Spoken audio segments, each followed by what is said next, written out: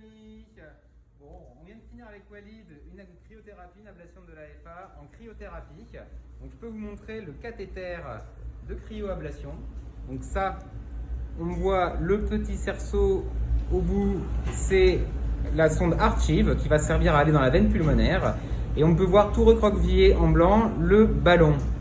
Donc on monte ça au niveau des cavités gauches, le cerceau dans la veine pulmonaire et on avance le ballon dans la veine pulmonaire. Et on va voir comment ça se passe, qu'est-ce qui se passe quand on le met dans l'eau. Donc on gonfle le ballon, c'est ce qui se passe quand on gonfle le ballon dans les cavités cardiaques. Là, le ballon est gonflé. Et là, on vient de lancer le froid. On vient de lancer le froid, on va voir jusqu'à combien on va descendre. Alors, on est à moins 3 degrés, moins 9 degrés, moins 16 degrés, moins 20. Didier, lumière. Lumière, oh, elle est magnifique cette lumière, Didier. Alors, on est à moins 37 degrés, moins 39, moins 40, voilà, et ça continue à descendre. Ça va en général jusqu'à maximum moins 60. Donc là, ben, c'est normal, on n'est pas dans la veine et l'eau n'est pas à 37 degrés. Donc, si vous regardez attentivement, bon, je pense que vous pouvez le voir. Vous voyez sur la partie supérieure, la formation du glaçon sur le pôle supérieur du ballon. Qu'est-ce que c'est magnifique! Ah! Et alors, on va arrêter le tir. Voilà. Le ballon commence à se dégonfler petit à petit. Voilà. Et vous verrez encore mieux quand vous regardez attentivement.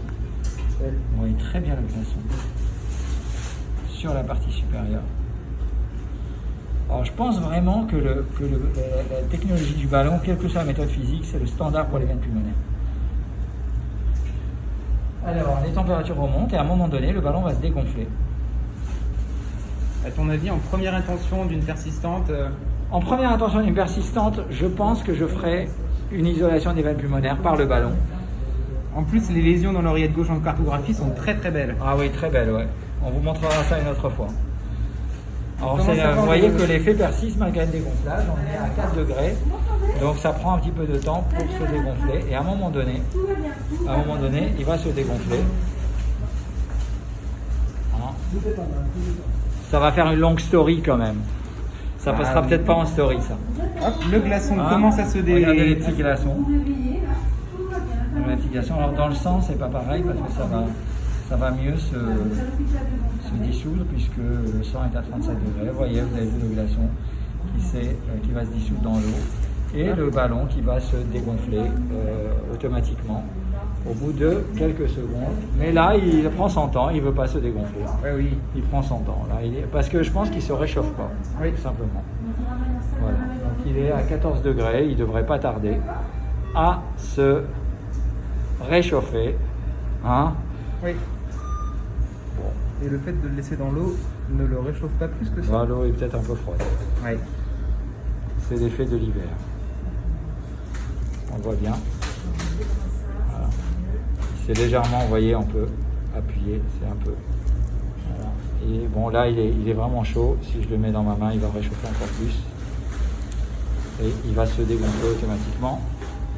À un moment donné, mais peu importe, je vous montre la console. Vous voyez, on est à 19 degrés. Et voilà. Et voilà, et c'est dégonflé. Et regardez la tête qu'il a quand il se dégonfle. Voilà. Et c'est pour ça qu'on fait le gonflage-dégonflage. Voilà. Super. Merci Nicolas. À bientôt. Ciao.